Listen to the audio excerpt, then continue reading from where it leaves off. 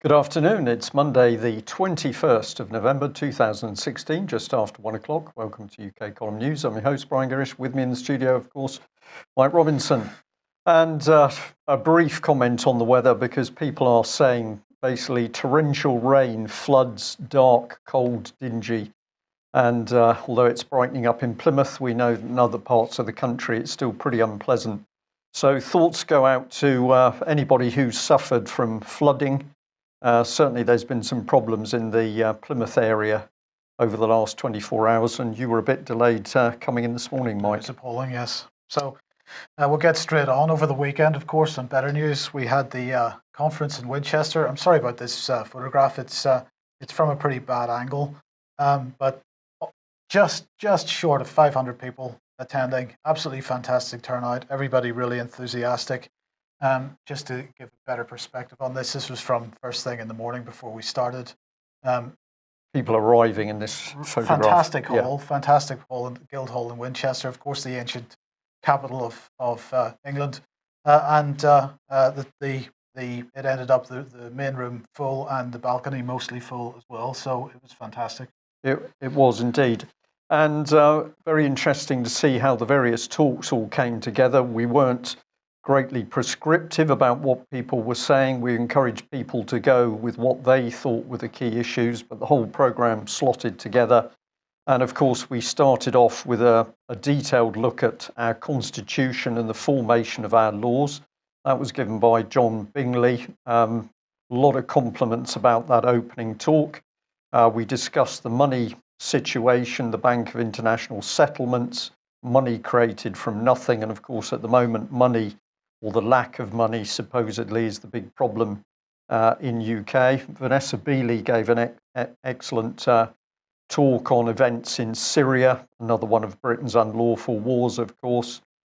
We discussed the NHS, we discussed common purpose, and we ended the day on an extremely high note with a look at nation states and the Westphalian Order, which was done by our very own Alex Thompson. And the final speaker was David Scott, and he was looking at what it means to be British. And at one stage, we had all of the people in that hall standing and singing, which was really quite exceptional.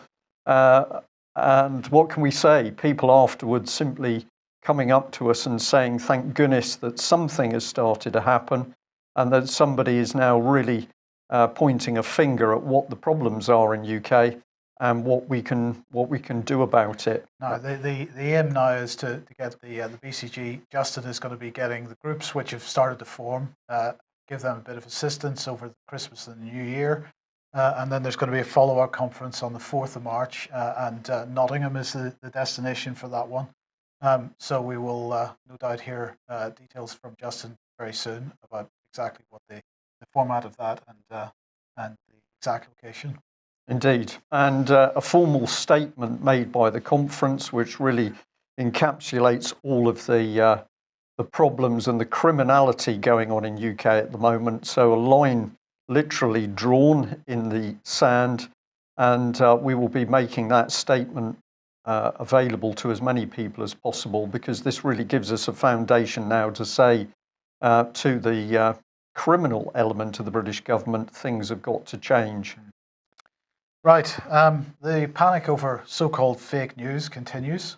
New York Times here, just wanted to highlight this. Quit social media, your career may depend on it. So the threats are starting to come out. If you're using social media, be very careful what you're doing, because perhaps your career may not survive it. Yeah, it's puzzling, isn't it, Mike, that we've had year after year after year after year of being encouraged to get on social media. And we've got MPs that, instead of talking to their constituents, use social media to tweet and Twitter supposedly what's happening. And now all of a sudden we've got this amazing intake of breath, and whoa, you don't want to go near social media.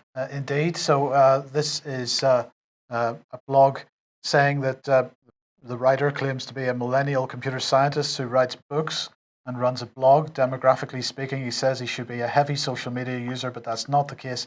He's never had a social media account, and he talks about how it can hurt your career. He says that the idea that if you engage in enough of low value activity, it somehow adds up to something of high value in your career.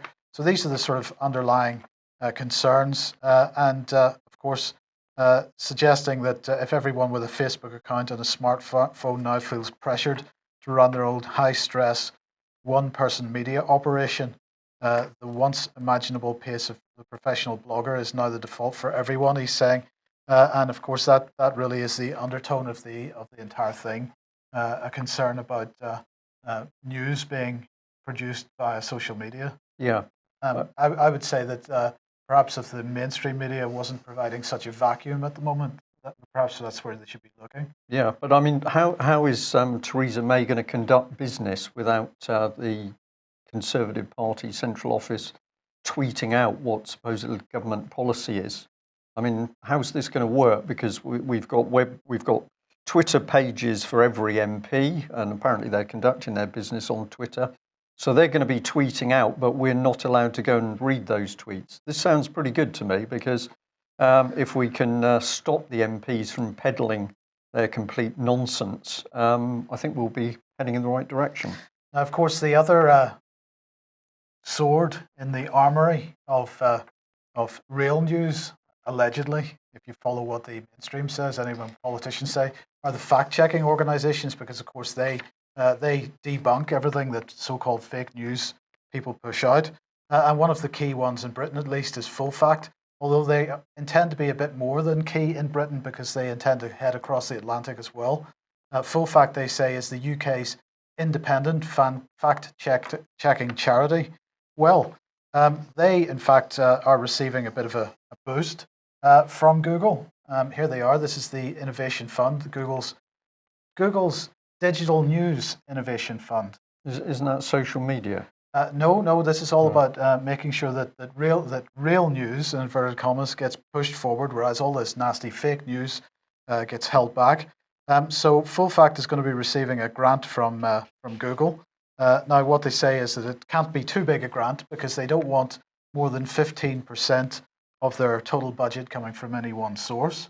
So it's not going to be too big a grant. So what's this all about? Well, they are going to automate fact-checking. They're going to turn it into algorithms. Those algorithms are going to automatically check facts. But so this is Will Moy, head of Full Fact, and he says that basically some types of claims could be handled as easily as a spell check, and including claims that were fact-checked by human beings before. But he said, don't worry, because there's still going to have some kind of human interaction, because some claims will always require human judgment, for example, about what's fair and balanced way of expressing things, or what methods of analysis could be applied to answer a question about crime. So we don't need to worry, Brian, because Full Fact is on the case.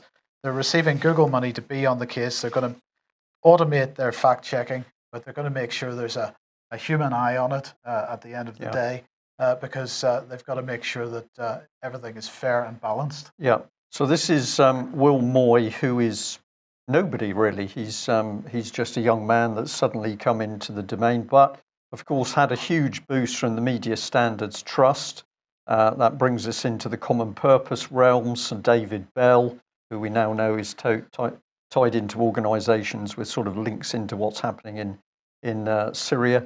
So who is this young man, and why should we believe a word he says? Well, this was him, in fact. This images of him from the Leveson inquiry, where he was sitting beside the representative of the Media Standards Trust, whose name escapes me just at the moment. But what fascinates me about Will Moy is he absolutely has Tony Blair eyes, and we'll be mentioning Tony shortly. Yeah. Well, one thing that Full Fact won't be talking about is anything to do with child abuse, because they don't really want to go near the subject, never mind check whether what's published is accurate. But the Independent has finally pushed the truth out. This is incredible, because here they are. They're now using the term cover-up. Theresa May accused of cover-up over child abuse inquiry concerns. So the truth is, it is a cover-up, but if people are asking why, what they are looking to do is to cover up child abuse by members of Parliament. Now, this is not only historic, this is the nature of the beast. And let's bring a little piece of it home here, because we've shown this many times before. But if you haven't seen it, go on to YouTube. Oh, that's social media, is it? Yeah. Yeah, we'll need to get rid of this, because if you go onto the social media, you'll see the BBC, which of course is approved government media, but doing a video interview with a man called Tim Fortescue, who was a whip in the Conservative government 1970 to 1973. And what he says to camera is that MPs came to the whips when they had a problem. It could be any sort of scandal, it could be money, it could be, quote, small boys, and we helped them because once we'd done that, they would, quote, do as we asked.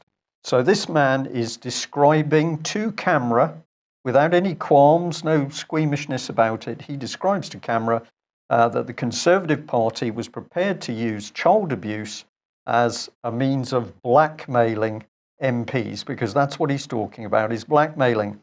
So after our conference on Saturday, I was contacted by a gentleman who said, Brian, are you aware of this one? Now, this is part of the Sunday Telegraph, and the article we're looking at is their Chief Whip's web-based way of intimidating unruly MPs. And what is this all about? Well, it's about a gentleman called Gavin Williamson, who's now the senior whip for Theresa May. He's only been in Parliament for 6 years. He comes in, fresh face. He's now a whip. I wonder whether he's using a little bit of pressure to make sure MPs do as they're told. But he keeps a tarantula on his desk in a glass cage. He's named it Cronus, and according to this article, that's named after the Greek god who came to power by castrating his own father before eating his own children to ensure they wouldn't oust him. And this was dubbed a novel take on the Little Black Book by one Tory MP. So we've got immature MPs regarding a man who thinks that he should have a tarantula, which apparently many the MPs are extremely scared of. I mean, this has got to be seen as a threat. It's a threat, but it's perverse, isn't it? We're naming it after somebody who castrates his own father and eats children.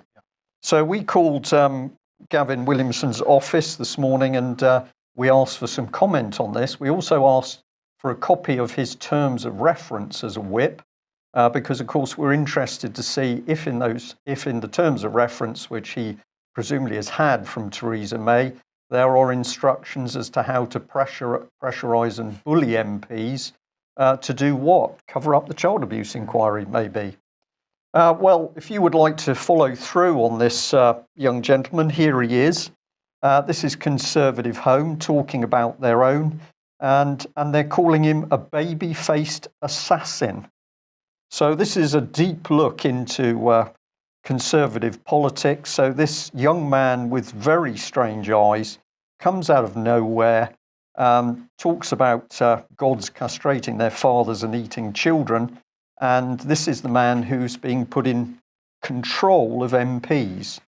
Well, it doesn't take much to see what's going on here, because the Mail reported this article, Chief Whip in top Tory gay smear, Theresa May's, quote, enforcer made an outrageous claim that an ex-minister cheated on his wife with another man. Now, was this actually a mistake, or was this a warning of what would happen if the individual did not toe the Remain party line? Because apparently this person was a prominent Leave campaigner. So who do you think this young man is, Mike? He's there's something particularly nasty about him. Yeah, this isn't nice. It's not nice. Well, always go and have a look at social media, because you can find a lot out on social media, which is presumably why the government wants to shut it down. But here's Gavin Williamson. He's only put out 804 tweets, but he's apparently got over 6,000 followers. Presumably some of those will be machines, I'm not sure. But of course, if you read his Twitter page, which is all about cricket in the English countryside, he's such a nice man. He's been visiting all the little girls at school. Presumably he didn't take his pet spider with him.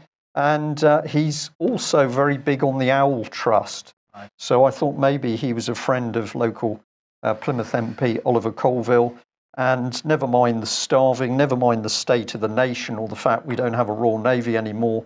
Let's concentrate on the owls and the hedgehogs. And presumably we're going to have a tarantula preservation society. Okay, if you're squeamish, look away now, because we're about to bring Tony Blair on screen. Here he is. Now, looking back a couple of months, on the 21st of September this year, we pointed out that he had closed Tony Blair Associates.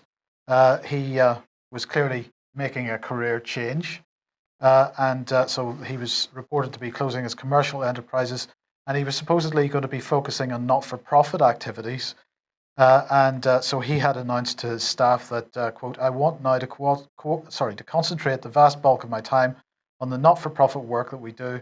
De facto, this has been the case in the past 2 years, but we need to reflect this change in the way we're structured. To this end, we're going to make the following changes. We will close down Tony Blair Associates and wind up the Fire Rush and Windrush structures. I will retain a small number of personal consultancies for my income, but 80% of my time will be pro bono on the not-for-profit side. That's what he was saying on the 21st of September. And of course, this particular quote on screen at the moment came from October the 28th, which we reported at the time, when he waded into the Brexit debate. And of course, there were rumours at the time that he was going to be getting back into British politics. So he's wound up his commercial interests mainly. It now looks like he's getting into British politics once again. He said at the time, we're the insurgents now, speaking about the Remain side of the Brexit argument. And he said that surely we are entitled, that's the Remainers, are entitled to try to persuade, to make the argument and to not be whipped into line to support a decision we genuinely believe is a catastrophe for the country we love. So he's now, having been one of the arch whippers in the S&M club that the Parliament is. Am I allowed to say that? I think you've just said it, Mike, yeah, actually. Okay, well, anyway, he has whipped so many in his time, but he doesn't want to be whipped anymore. But the Times over the weekend telling us that, the Prime Minister, according to Blair, is lightweight and Corbyn's a nutter. So Blair is back. Well, that's reassuring, isn't it? It is, because for Tony Blair to be saying anybody's a nutter has got to be the most obtuse case of hypocrisy I've ever come across. But anyway, that's what he said. So Sunday Times saying he's back. But if we look around I haven't put graphics for this in, but if we look around the headlines, the Mail was saying Blair to continue to speak out on Brexit. The BBC saying Blair's office denies Brexit campaign report. The National said Blair seeks Brexit return. The Metro said Blair's return to politics. ITV News said Blair and Trump, the next special relationship. And the Telegraph said Blair dismisses Trump relationship as beyond speculation. So it's pretty unclear what the situation is at the moment. What we can say is that, as we reported a couple of months ago, he has wound up his commercial interests. He says he's getting into pro bono, not-for-profit work. Does that mean that he's just going to snipe into British politics from the background? He's just going to spend his time, maybe he's going to be on social media? Well, that would be shocking, because we'd have to get him full fact checked. Yes. So anyway, maybe he's worried about that Trump is actually going to follow through on reforms. So this is the Telegraph over the weekend, worrying that Trump is going to actually implement Glass-Steagall.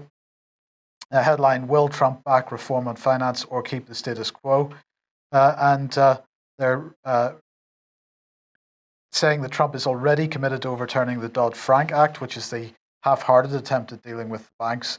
And they're asking the question, will he go further and realise his campaign pledge to adopt Glass-Steagall? Donald Trump himself was, they say, at one point saying he would scrap Dodd-Frank, but then saying he would introduce Glass-Steagall, which was repealed under Bill Clinton's presidency. He may consider it politically unwise to allow the banking industry to return to the casino-like excesses which led to the crash. Reintroducing Glass-Steagall, banning commercial banks from making high-risk investments, could set the tone for a rather more populist streak than the Republican establishment would like. So he would like to see the big banks broken up. Well, I think we all would. And they quoted Aaron Klein, a fellow at the Brookings Institute, as saying, it's as if two Donald Trumps went to the woods and diverged. What he could do is embrace ideas and have support at both ends of the political spectrum, such as bringing back Glass-Steagall. Well, we wait and see whether he does. I hope he does. It's pretty interesting to watch this lot unfold, isn't it? What Trump is and what he's really going to do. We haven't quite seen yet, but I think it's not going to be long before we can understand that. Yeah. Now, Ian Crane, I'm glad to say, is in the studio tonight. We announced that he would be last week, but unfortunately he was ill. But he was in Winchester on Sunday, and we did speak to him. So glad to say he's feeling a lot better. And so 7:30 p.m. On the live stream tonight, Humanity versus Insanity, and at 9 p.m. for Fracking Nightmare. And I think this is episode 97 or 9. I think this is episode 98 of Fracking Nightmare. Only 3 to go to the 100. It's amazing. Which will definitely have to be a celebration of some form. Yes. So we'll see what can be done for that. Indeed. Right. Well, Bernard Hogan-Howe in the Mail over the weekend or at the end of last week. Let's make arrests more secretive, as the headline says. Met chief critics warn will become like a banana republic if plans are introduced. So what's he saying? The police would only confirm that an arrest would be made. They wouldn't admit who had been arrested. They wouldn't say where they'd been taken. They wouldn't give any other details. But this was the other interesting aspect of this. He also called for a law to restrict, quotes, investigative journalism. I mean, that is spectacular. What are these guys scared of? They're scared of the Everything. truth. Yes. They are scared of the truth, and they're scared of exposure. And that was one of the reasons why those two particular weapons were highlighted at the Winchester conference. People say, what can we do? How do we stop this? It is always the same to truth and exposure, because these people are terrified that when millions of people can see clearly what they're doing, the game is all over. It's truth and exposure. Right. So here's what he had to say. My feeling is to release no details. We've arrested a man and that's it. That's all they give. But it's okay, Brian. We don't need to worry about this, because he also said suspects are not held in secret because there are lawyers and there's CCTV. Well, CCTV where the footage disappears, where somebody's been beaten up or assaulted in the cell. And of course, the people who are actually looking after many people who've been arrested are not even police. They're private security, and you don't even know the names or indeed sometimes which company they're working for. The Mail being particularly disingenuous in that report, because it uses the term banana republic. No, what we're talking about is a vicious police state, which means secret arrests. It means people being beaten up or indeed dying in custody. And of course, it means a complete cover-up by the police, because already at the moment there is no proper independent investigation of any actions by the police. IPCC is, of course, a joke. And if we go north of the border, we haven't even got separation of powers between the police, the judiciary, and the political mafia around the Scottish National Party. So this is dangerous stuff. Yes. So just before we move on from this, I'm just going to put this back up on screen, because what he's saying is that suspects are not held in secret because there are lawyers and there's CCTV. It doesn't matter that they've been lifted off the streets, that nobody knows where they are, that they're not naming anybody that's been taken into custody. People just disappear. Let's just go back to full fact for a second, because if we remember when Roger Hayes was taken to court and committed to prison, that court case was not listed. No. And we alleged at the time that was therefore a secret court case. And Full Fact pulled us up on this. And you can see the article that we wrote in rebuttal on the UK Column website if you have a look for it. But Full Fact told us that it was not a secret court case because it happened in a British court, effectively, is what they were saying. Yeah, they hadn't attended the court case. No. They simply commented on it from a distance. And in fact, nobody in the public had attended the court case because nobody knew it was happening, because it wasn't listed in the court lists. Therefore, it was secret. Yeah. So this is pretty dangerous. Hogan-Howe wanting to take that a step further. Okay. Well, we're now starting to see the beast for what it is. You have to have control of the media, because otherwise the criminality and the treason that's being carried out in the UK at the moment might be seen by somebody. So let's have a look at part of what we would describe as treason, which is the utter decimation of the Royal Navy. Now, this was reported a few days ago that there was going to be no more surface-to-surface missiles for the Royal Navy for perhaps 10 years. And the inference was the Navy would have to rely on guns. Well, this is complete nonsense, because this means that the Royal Navy would simply have no weapons for power projection, is what we'll call it, but they would have no proper weapons to fight a war at sea. We'd like to add that, of course, it's not just missiles. We've got no missiles. We've got no maritime patrol aircraft, no aircraft carriers that are operational, no aircraft to go on those carriers, no flight deck crews, no engineers. And we also know that the helicopter-launched air-to-surface missiles are also going to be withdrawn.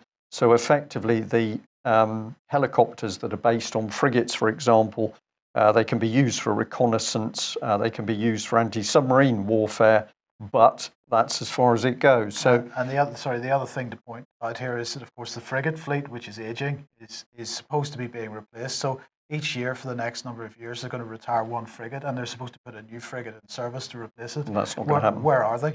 Well, they aren't there, and it's taken the Sun to produce the proper headline. What do we do with a shrunken Navy? Royal Navy has been reduced to a historic low number of warships and is, quote, unable to combat global threats. It isn't a question of unable to combat global threats. The Royal Navy is unable to defend the United Kingdom, and therefore this is a deliberate calculation by the Conservative government, principally under David Cameron, although Tony Blair was bringing in the policy. Royal Navy to be reduced to a shell in order to ensure that the British military would be locked into the EU military vehicle. And of course, it's been Strategic Defence Initiative's David Ellis who's been reporting on UK column about this very fact. And we can see at the moment that Defence Secretary Michael Fallon absolutely continuing the path to lock British military into the EU military system, and with it will come the full procurement system. Britain is not going to be allowed to produce any significant military equipment. We're going to be dependent on foreign nations to do that, principally through the EU. And this massive industrial military complex in Europe will require its own treasury. So we know exactly what's going to happen, and we know how it's going to be done. This is treason. We're watching it step by step. Let's close down social media so that people don't pick up on what's going on. And if we can really force this home, well, I can't really describe this after spending 21 years in the Royal Navy when it was capable of doing the job. It says maritime standoff as Royal Navy patrol boat fires flares to warn a Spanish research vessel after it carried out dangerous manoeuvres on the Bay of Gibraltar. What it was doing was it was being a little bit naughty with whose water is who. Was it dangerous? I don't think so. It's just a survey vessel playing games.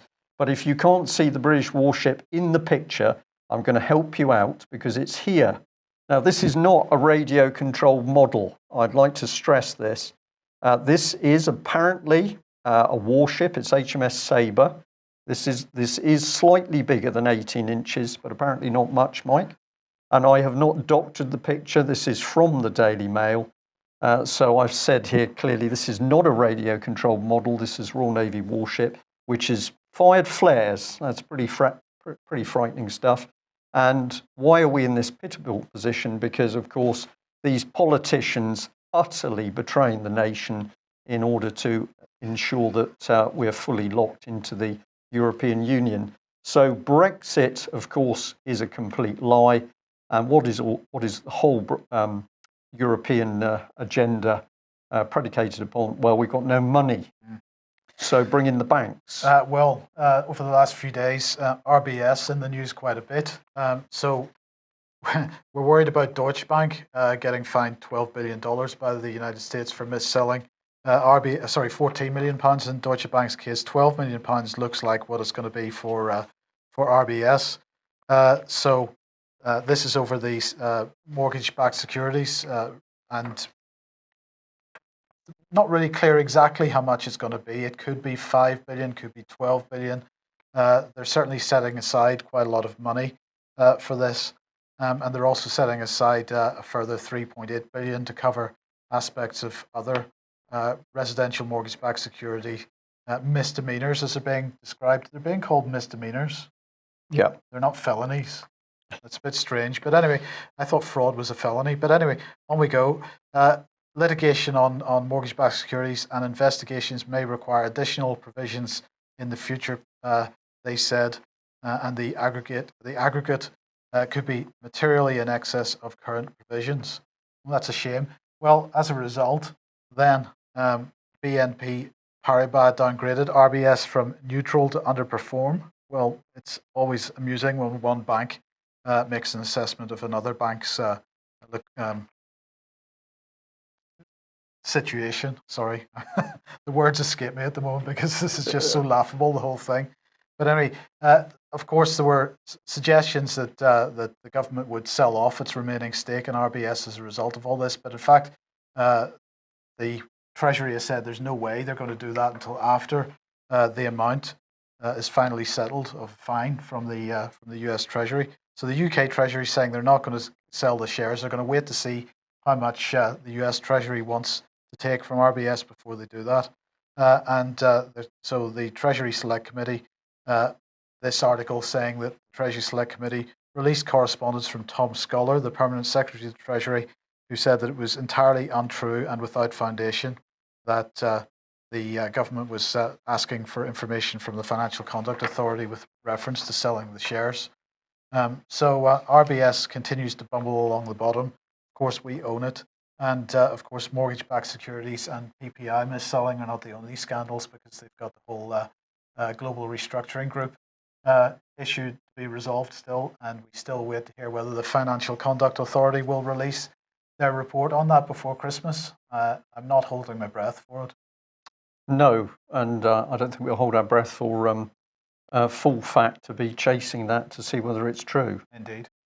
Well, let's come on to the subject of elderly people in the care system. And at the Winchester conference, Kay Woodward gave a very powerful talk about the abuse of particularly the elderly, but also vulnerable people in the NHS and the care system. And here we are with a Mail article, and we've got an elderly lady suffering from dementia. The family got very concerned about her treatment, and in particular bruises appearing on this very, very vulnerable lady. But what's happened is that as they have complained, they've now been shut out of the care system around her. So this lady is now effectively, this elderly lady is now effectively imprisoned by Hampshire County Council Social Services. They've gone through the Court of Protection, and they now control Peggy and her treatment and care. So just to reiterate that, the relatives are banned from seeing this woman? Not quite banned. I'll bring in this draconian restrictions. So basically the daughter said going to see Peggy is like a prison visit. It's been a living hell, yet we've done nothing wrong. The restrictions are vindictive. So these are restrictions on her visiting her mother. They've been imposed by the Court of Protection in collaboration with Hampshire County Council Social Care after the lady's daughter and her husband realised something was wrong. There were bruises appearing on her. They were very worried about her care. They moved her from around several care homes trying to get her proper care. And what happens is that the social services go to the Court of Protection, and that couple are now simply pushed to one side. And this is terrible, very, very sinister stuff, because, of course, they're worried about her, but they can't get near her. Who is also involved? Well, we've got the Quantum Group. And this, of course, was the very thing that Kay Woodward was warning the 500 people at the Winchester conference, is that you have got to pay attention to people inside the NHS on a day-by-day basis. Kate asked the question, why does the NHS want to know when you go into a hospital, for example, as an older person, if you own your own property? Why would that be? And Kay warned the audience that with elderly people, you can easily be blocked if you have concerns and you raise those concerns with the social services or the care system. They retaliate by simply calling you vexatious, threatening, and you are blocked from contact with your relative. Well, we did a little bit of research this morning. We had a little look at Quantum Group. Nice shiny website. It's making a difference, creating wonderful communities, and exceptional value is at the heart of what we do. How do we enrich lives? So this is all very nice stuff. Well, it could be seen both ways because they're creating exceptional value. Who for? Their shareholders? Who are they enriching? I think we're going to give a little clue as to that, Mike. So this is the sort of stuff. This isn't the care home that's at the centre of the problem at the moment, but they're boasting that they've built these fantastic care homes. And of course, this is done, quote, in partnership with the NHS. So we've got a private company in partnership with the NHS, but a private company that can also access the Court of Protection. Well, if you like to have a little look at their website yourself, you will find that everybody is connected with big money and profit-making companies. So we've got banking interests, we've got property interests, we've got hedge funds, we've got big accountancy firms, and as you'll see in a minute, we've also got solicitors. So don't believe what we're saying. Go and have a look at these people and see whether you get a good feeling that these are the right people to be looking after elderly and vulnerable people in care. We're quite interested with this gentleman because amongst his other interests, we see that he's chairman of the Dolphin Square Foundation, which I don't know how that ties in with care, but it's just something. And if we have a look at this man over here, then we're also got a gentleman who happens to be leader of Bournemouth Council. So we know that he sits on sits together with people from Hampshire County Council on many of the government bodies. But this would be Bournemouth Council that has a social services department that's getting involved in care of the elderly. There's no conflict of interest there. Well, I would say I believe there might be, but we need to do a little bit more research. But one minute you're a councillor and you're working with a council, and the next minute you're also sitting with what is a profit-making company, making a profit out of care provision, which technically the public sector is providing. It all gets a little bit complicated. And then we have this gentleman. He's part of the team as well. It says David has been practicing as a solicitor for over 30 years. And he's a member of STEP, STEP, Society of Trust and Estate Practitioners. And we just noted down the bottom that David has also conducted the sales of assisted living care flats and the part exchange of individuals' homes. So we've got a very, very interesting team, many of them involved in very big money. This is all about profit. This is about banking, corporations. Somehow they're in partnership with the public sector. But if you point a finger, you get banned from being near your relative, told to leave the property, and you have to sit on the sidelines and watch as what care fails.